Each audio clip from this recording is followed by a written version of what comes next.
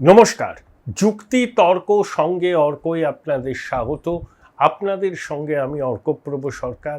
আপনাদের স্বনির্বন্ধ অনুরোধ, channel subscribe করবেন, থ্যাঙ্কস বাটনে দয়া করে ক্লিক করবেন। দেখুন, আজকের শিরোনাম দিয়েছি গায়ে আমার পুলক লাগে।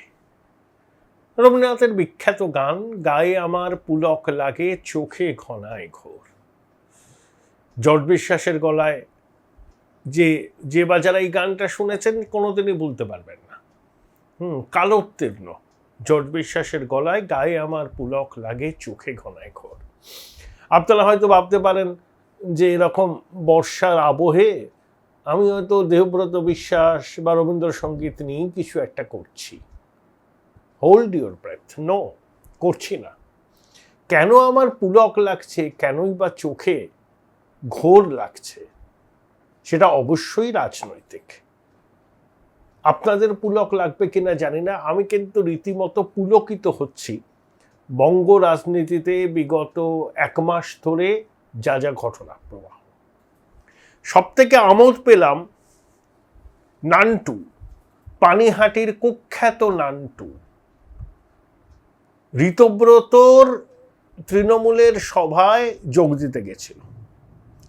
নান্টুর বক্তব্য, তাকে আমন্ত্রণ জানানো হয়েছিল বলেই তিনি গিয়েছিলেন এবং ঋতব্রতর সঙ্গে তার কথা হয়েছে। আবার ঋতব্রত জানিয়েছেন না, তার সঙ্গে তো কোনো কথা হয়নি নান্টুর, তাকে আমন্ত্রণ জানানো হয়নি। যেখানে ঋতব্রতের তৃণমূলের সভা চলছিল তার আশেপাশে কিছু নামি দামি রেস্তোরাঁ আছে, সেখানে বহু মানুষ যান, হয়তো নান্টুবাবু সেখানেই গেছিলেন। আর নান্টুবাবু কি বলছেন, তাকে আমন্ত্রণ জানানো হয়েছিল, ঋতব্রতর সঙ্গেও তার কথা হয়েছে। ঋতব্রত বলেছেন যে কে তাকে আমন্ত্রণ জানিয়েছে, কোনো ফোন নাম্বার, কোনো মেসেজ, কোনো হোয়াটসঅ্যাপ চ্যাট যদি উনি প্রকাশ করেন তাহলে চক্ষুকর্ণের বিভাগ ভঞ্জন হয়। কুনাট্য বললেও কম বলা হয়। আসলে নান্টু দীর্ঘ 15 বছর কামারহাটি এবং তার সংলগ্ন অঞ্চলটাকে লুটে খেয়েছে, ওর এবং ওর পরিবার। বন্ধ কারখানার জমি জলের দরে বিক্রি করেছে, একের পর এক হাইরাইজ উঠেছে এবং অভয়ার মৃতদেহ তড়িঘড়ি সৎকারের পিছনে যে রহস্য ছিল সেটাও উন্মোচিত হবে, সিবিআই তলব করেছে। নান্টুর ছেলে তীর্থঙ্কর ঘোষ অবশেষে গ্রেপ্তার হয়েছে।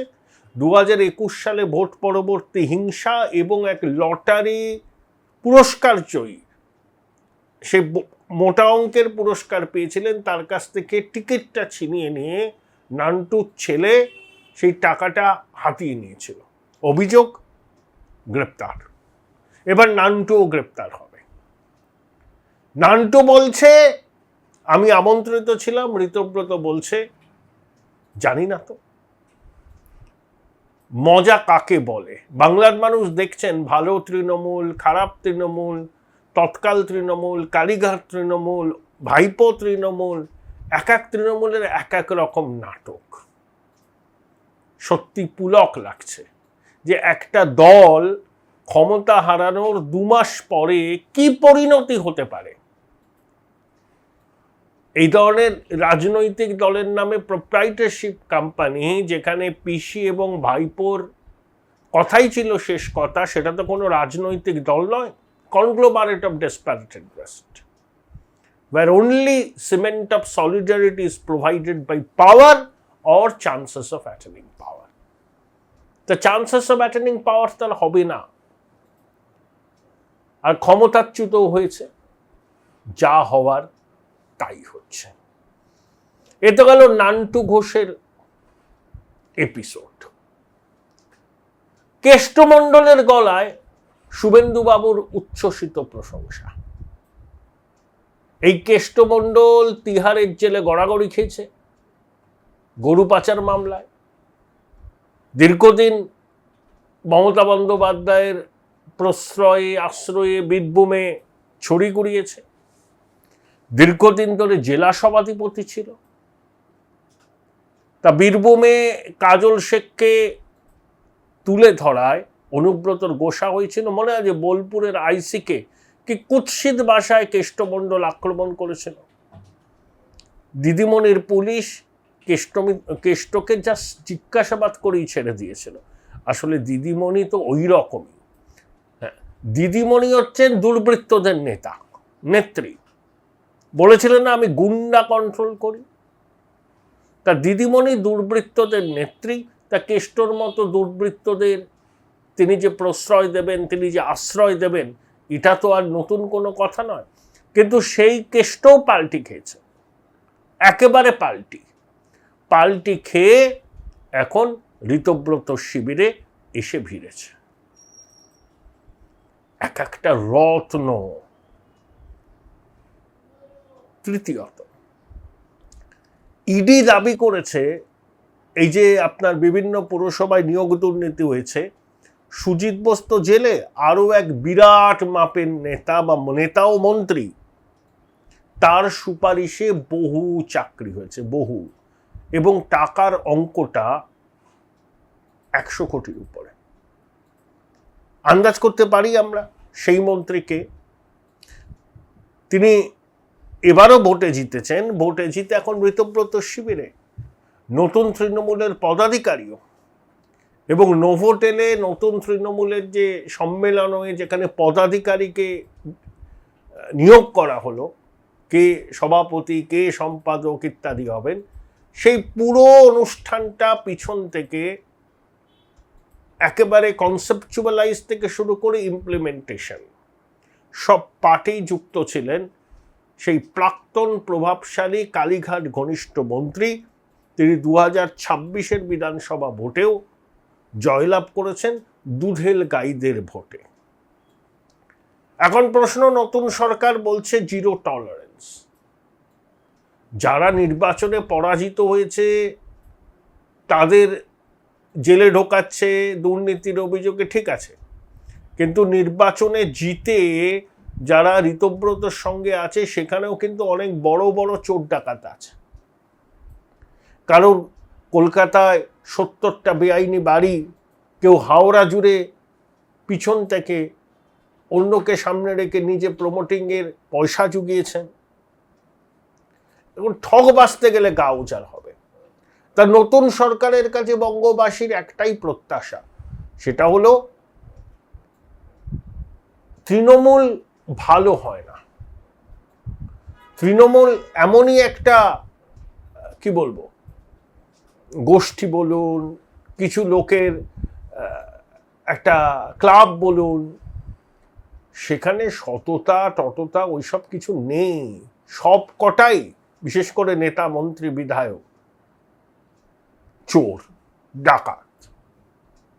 তাই ভালো তৃণমূল খারাপ তৃণমূল বলে কিছু হয় না, তৃণমূল মানেই চোর। শুভেন্দুবাবু নিজেই বলতেন। আর কালীঘাটের টালির চালা সব দুর্নীতির পাঠশালা। তাহলে কালীঘাটের টালির চালায় অনুপ্রাণিত হয়ে যারা 15 বছর ধরে আমাদের বঙ্গজননীকে কার্যত ছিবড়ে করেছেন, লুটপাট করে দেশের সম্পদ, রাজ্যের সম্পদ, আমাদের করের টাকায় সরকারি টাকা, সরকারি সম্পত্তি লুট করেছেন, তারা ঋতব্রত শিবিরে গিয়ে ভালো তৃণমূল হয়ে গেলেন। এই সরল ব্যাখ্যা কোনো বঙ্গবাসী গ্রহণ করবে না। মাননীয় মুখ্যমন্ত্রীর কাছে আমার স্বনির্বন্ধ অনুরোধ, নির্বাচিত জনপ্রতিনিধি যাদের বিরুদ্ধে অভিযোগ আছে, বেআইনি কাজের বিস্তর অভিযোগ, তাদেরকেও আইনের আওতায় আনা হোক। জিতে গেছি, ঋতব্রত শিবিরে আছি বলে আমি সিজারের পত্নীর মতো সব সন্দেহের ঊর্ধ্বে উঠলাম, সেটা হতে পারে না। সবাইকেই এক ট্রিটমেন্ট। যেগুলো হেরেছে কিন্তু চোর ডাকাত, যাদেরকে খাপ ধরে জেলে চালান করা হচ্ছে, আর যেগুলো জিতেছে, জিতে নিজেদের পিঠ বাঁচাতে ঋতব্রত শিবিরে ভিড়েছে, তাদের ক্ষেত্রেও যেন একই রকম ট্রিটমেন্ট হয়, এটা বঙ্গবাসী এক্সপেক্ট করছে। পরিষ্কার, এর মধ্যে কোনো ঢাকঢাক গুড়গুড় কিছু নেই। এই প্রতিবেদন যখন দেখবেন তখন রাজ্যসভার মনোনয়ন পেশ করেছেন সুখেন্দু শেখর রায়, প্রকাশ চিকবারাইক, সুস্মিতা দে।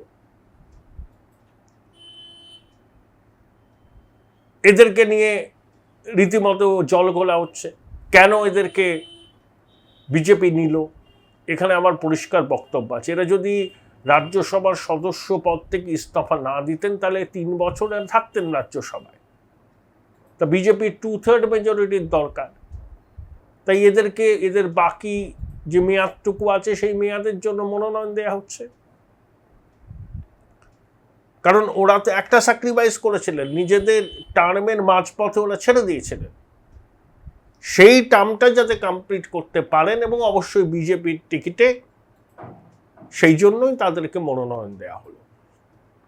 বিশুদ্ধবাদীরা, আদি বিজেপিরা, তাদের মনোকষ্ট হতে পারে। তারা বলছেন আমাদের দলে কি ভালো লোক ছিল না? নিশ্চয়ই আছে। কিন্তু প্রশ্ন হলো এই 3 জন তাদের মেয়াদ শেষ হওয়ার আগেই ইস্তফা দিয়েছেন। তা তাদেরকে তো একটা সম্মানজনক পুনর্বাসন দিতে হবে, নইলে তারা কেন ইস্তফা দেবেন? সেই জন্যই এটা করা হয়েছে, পরিষ্কার। এটা নিয়ে আমার মনে হয় এটা নিয়ে খুব একটা জল ঘোলা করে কোনো লাভ হবে না। সংসদীয় রাজনীতিতে যেখানে সংখ্যা ম্যাটার করে, বিজেপির কেন্দ্রীয় নেতৃত্বের নির্দেশে এটা হয়েছে এবং বিজেপির কর্মী সমর্থকদের নিশ্চয়ই মনোবেদনা আছে, মনোকষ্ট আছে। এটা ওদের দলীয় নেতৃত্ব নিশ্চয়ই বিষয়টাকে অ্যাড্রেস করবে। দেখুন, 16ই অগাস্ট যেটা খেলা হবে দিবস পালন করত পূর্বতন সরকার, মুখ্যমন্ত্রী বলেছেন আয়ুষ্মান দিবস হিসাবে এটা পালন করা। ওই 16ই অগাস্ট 46 সালে ডাইরেক্ট অ্যাকশন ডে হয়েছিল। সেই স্মৃতি, সেই ক্ষত এখনো বাঙালি মনন থেকে মুছে যায়নি। হীরক রানী হঠাৎ করে কেন খেলা হবে দিবস নাম দিয়েছিলেন সেটা তিনিই বলতে পারবেন। তাহলে কি তার ওই বিশেষ সম্প্রদায়ের কিছু গুন্ডা বদমাশ আবার 46 সালের 16ই অগাস্টের পুনরাবৃত্তি করার পরিকল্পনা করেছিল, তাই খেলা হবে দিবস? জানি না। নতুন সরকার এটাকে বদলে দিল। দেখুন যা হচ্ছে, আমি নতুন সরকারের এই যে কাজকর্ম, তারা কিন্তু ভালোই কাজ করছে, একটা সদিচ্ছা দেখাচ্ছে এবং এখনো পর্যন্ত মুখ্যমন্ত্রী শুভেন্দু অধিকারী রাজধর্মই পালন করছেন। যেমন বারুইপুরের ঘটনায় নাবালিকার বাড়িতে গিয়ে কথা বলে তাদের দাবি মেনে পুলিশ ফাঁড়ি, আবার ইন্দ্রজিৎ বলে যে ছেলেটিকে নাম পরিচয় জেনে দুষ্কৃতীরা খুন করেছে, রেল লাইন উপড়েছে, সম্পত্তি ভাঙচুর করেছে, সেই সব দুর্বৃত্তদের বিরুদ্ধেও ব্যবস্থা হচ্ছে। ইন্দ্রজিতের পরিবারকে 25 লক্ষ টাকা ক্ষতিপূরণ এবং তার দাদাকে সিভিক ভলেন্টিয়ারের চাকরি। লায়েক আলী বলে সিপিএম এর এক মাতব্বরকে গ্রেপ্তার করা হয়েছে, আর একজনকে গ্রেপ্তার করা হয়েছে। অর্থাৎ মুখ্যমন্ত্রী কিন্তু রাজধর্মটা পালন করছেন। কোন মুখ্যমন্ত্রী হীরক রানী যেতেন, নির্যাতিতার চরিত্র হনন করতেন তিনি? কখনো গেছেন কোন নির্যাতিতার বাড়িতে? যাননি। অভয়ের বাড়িতে গেছিলেন ঠেলায় পড়ে গোয়ালা ঠেলা বয়, এবং ওই সবকিছু উনি টাকা দিয়ে কিনতে চাইতেন। অভিষেক গুপ্তাকে পাঠিয়েছিলেন অভয়ের বাড়িতে 10 লক্ষ টাকা দিয়ে। আনিস খানের বাড়িতে এক টেলিভিশন চ্যানেলের মালিককে পাঠিয়েছিলেন টাকা দিয়ে। অর্থাৎ টাকা দিয়ে মুখ বন্ধ করো, এটা হচ্ছে হীরক রানীর ট্রেডমার্ক পলিটিক্স। সেই জন্য ওনাকে ছুঁড়ে ফেলে দিয়েছে মানুষ। কোনোদিন আর উনি ঘুরে দাঁড়াতে পারবেন না। কিন্তু শুভেন্দু অধিকারী অন্যরকমভাবে প্রশাসনটা চালাচ্ছেন। আমি এটাকে রাজধর্ম পালনই বলবো। এবং একই সঙ্গে আবার কেন্দ্রীয় সরকারের সঙ্গে নিবিড় সংযোগ করে সমস্ত কেন্দ্রীয় প্রকল্পের সুষ্ঠু রূপায়ণ যাতে পশ্চিমবঙ্গে হয় সেটা নিশ্চিত করছেন। এই যে লাক্স কোজির 600 কোটি টাকার কারখানার শিলান্যাস হলো, এরপর বড় একটি ইস্পাত গোষ্ঠীর কারখানার সেকেন্ড ইউনিটের শিলান্যাস হবে। বিনিয়োগ আসবে, ল্যান্ড সিলিং অ্যাক্ট তুলে দেওয়া হবে, ল্যান্ড পলিসি নতুন করে ঘোষণা হবে। সরকার কাজের মধ্যে আছে, অবশ্যই সরকার কাজের মধ্যে আছে। কিন্তু কোথাও কোথাও এমন খবরও আসছে বিজেপির কিছু উঠতি নেতা এলাকায় এলাকায় ব্যবসায়ীদের কাছ থেকে গিয়ে প্রোটেকশন মানি চাইছেন। এসব বিজেপির নেতৃত্বকে কঠোর হাতে দমন করতে হবে। যে শিল্পায়নের স্বপ্ন দেখাচ্ছেন মুখ্যমন্ত্রী, শিল্পমন্ত্রী, রাজ্য সভাপতি, পশ্চিমবঙ্গের মানুষ শিল্প চায়, বিনিয়োগ চায়, কিন্তু এই ধরনের ঘটনাগুলো যদি ঘটতে থাকে, বিভিন্ন জায়গায় ঘটছে, আমাদের কাছেও খবর আসছে, স্থানীয় নেতৃত্ব গিয়ে ব্যবসায়ীদের কাছ থেকে বলছে আমাদের প্রোটেকশন মানি দিতে হবে, ব্যবসা করতে গেলে এটা দিতে হবে। তারা বলছে আমরা বিজেপির। প্রশাসন ব্যবস্থা নিক, দলীয় স্তর থেকেও ব্যবস্থা নিক, না হলে কিন্তু নতুন বাংলা গড়ার যে স্বপ্ন বিজেপি দেখিয়েছে, সেই স্বপ্ন বাস্তবায়িত হওয়া কঠিন হবে এবং চ্যালেঞ্জের মুখে পড়বে। আমরা চাই না যে এই সরকার ব্যর্থ হোক, এই সরকার সফল হোক, এটা আমি আন্তরিকভাবে চাই, কিন্তু দুগ্ধপাত্রে গোচনা ফেলার মতো লোকও কিন্তু আছে। কিছু নব্য বিজেপি, কিছু হঠাৎ বিজেপি, কিছু তৎকাল বিজেপি, কপালে গেরুয়া তিলক আর গেরুয়া উত্তরীয় জয় শ্রীরাম, ভারত মাতা কি জয় বলে দাপিয়ে বেড়াচ্ছে বিভিন্ন জায়গায়, সে খবরও আসছে।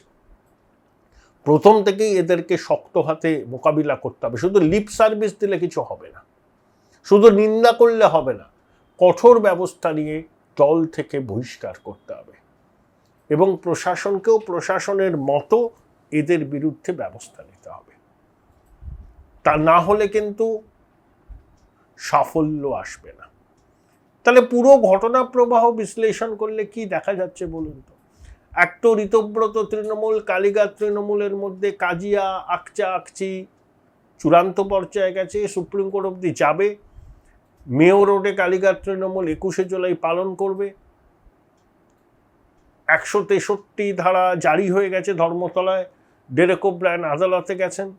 কালীঘাট তৃণমূল কোথায় করবে আমি জানি না। 2 তৃণমূলের শক্তি পরীক্ষা হবে। ঋতব্রত তৃণমূল কমিটির সদস্যদের নামটাম জানিয়ে দিয়েছে, বলেছে এবার ব্লক স্তর, জেলা স্তরে কমিটি হবে, তারপর তারা নাকি সরকারের বিরুদ্ধে নামবেন। কি নামবেন সরকারের বিরুদ্ধে? তাদের সরকারের বিরুদ্ধে নামার কোনো মুরদ আছে বলে আমার তো আপাত দৃষ্টিতে মনে হচ্ছে না। তবে বিরোধী রাজনীতি, বিশেষ করে তৃণমূল কংগ্রেসের অভ্যন্তরীণ রাজনীতি বিগত 2 মাসে যেরকম মোড় নিয়েছে, নানা রকম ঘটনা প্রবাহ সামনে আসছে, বলতে বাধ্য হচ্ছি সমীরনাথের সেই গানটাই খুব সুপ্রযুক্ত। গায়ে আমার পুলক লাগে, চোখে ঘনায় ঘোর। এ ভাই ভাই, এটা মডেল না খাতা, আর কত ফটোগ্রাফি করবি? চুপ কর, সামনে মাধ্যমিক, নোট জোগাড় করে পড়তে হবে। কবে পড়বি ভাই? গ্যালারি তো নোটের লাইব্রেরি আর স্টোরেজে পিডিএফ এর ছড়াছড়ি। ধুর, কোনটা পড়বো কোনটা ছাড়বো কিছুই তো বুঝতে পারছি না। আরে তাহলে মৌলিক লাইব্রেরির বই পড়। ওদের সম্রাট এক্সক্লুসিভ সাজেশন বইগুলোতে পাবি সমস্ত গুরুত্বপূর্ণ এমসিকিউ, এসএকিউ ও বড় প্রশ্ন একেবারে উত্তর সহ। কমন পাবো তো? টপারদের জিজ্ঞেস কর। সম্রাট এক্সক্লুসিভ সাজেশন মাধ্যমিক, ভালো রেজাল্টের পাসওয়ার্ড। উচ্চ মাধ্যমিকের পর উজ্জ্বল ভবিষ্যৎ গড়তে NCHMCT, পর্যটন দপ্তর, ভারত সরকারের hospitality and hotel management, Paschimbanga সরকারের মাকাউটের BBA BCA, fashion design, aviation tourism, culinary arts পড়ো SBI HM কলেজে। স্টুডেন্ট ক্রেডিট কার্ড ও ব্যাংক লোন পাবে SBI HM এ পড়লে। কোর্সের শেষে SBI HM দেশ ও বিদেশে চাকরির ব্যবস্থা করে থাকে। SBI HM হলো পশ্চিমবঙ্গের সেরা ম্যানেজমেন্ট কলেজ। SBIHM.com।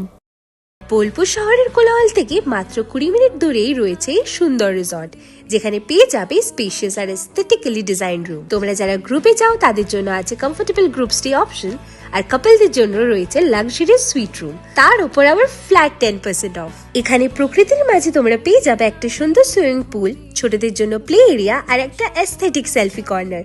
প্রপার্টিটা পুরোটাই পেট ফ্রেন্ডলি, আর এখানে আছে অনেক কিউট ছোট ছোট র্যাবিটস। সকালের ব্রেকফাস্ট থেকে ডিনার পর্যন্ত পেয়ে যাবে একদম হোমলি কমফর্ট ফুড, যা এক কথায় অসাধারণ। বেঙ্গলি কুইজাইনের সাথে সাথে পেয়ে যাবে চাইনিজ আর নর্থ ইন্ডিয়ান অপশন। বিকেলে বনফায়ারের আলো, বন্ধুদের সাথে আড্ডা আর খোলা আকাশের নিচে গ্রাম বাংলার হাওয়া, পুরোটাই এক অপরূপ অনুভব। তাহলে বলো তোমরা কবে প্ল্যান করছো এই পিসফুল এসকেপটা? And don't forget to follow Miss Cupcake for more such travel updates.